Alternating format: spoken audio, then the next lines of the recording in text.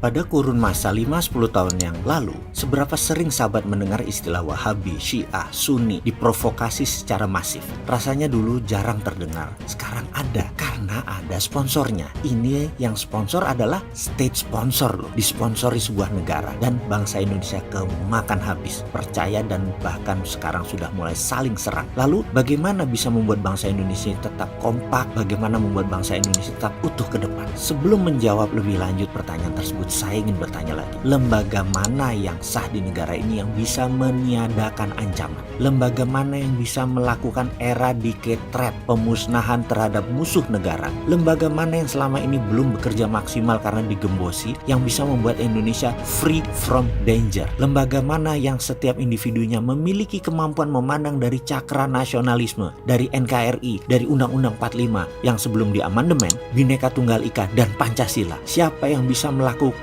to combat threat terhadap ancaman ideologi, ancaman politik, ancaman ekonomi, ancaman sosial, ancaman pertahanan, dan lain sebagainya? Lembaga mana yang bisa mengantisipasi tindakan berdasarkan laporan, bukan pro justisia, karena memang belum ada dua alat bukti? Siapa yang mendefinisikan nation threat di negara kita ini? Siapa yang menentukan nation interest di hulunya? Lembaga mana yang bisa bergerak berdasarkan state security versus human security? Mana yang harus didahulukan oleh lembaga tersebut? Lembaga mana yang bisa meniadakan ancaman sebelum ancaman tersebut nyata? Legitimate defense adalah hak hidup sebuah negara, di mana dalam Undang-Undang Dasar kita menyatakan negara melindungi segenap bangsa. Dan siapa yang menentukan tactical survival yang memenangkan pertempuran, dan siapa yang melakukan strategical survival yang memenangkan perang? Sahabat bisa menjawab pertanyaan di atas, maka selesai sudah urusan keamanan negara ini. Dan ke depan, pemimpin negara tertinggi sebaiknya menjalankan balance strategic power, keseimbangan kekuatan strategik di setiap alat negara.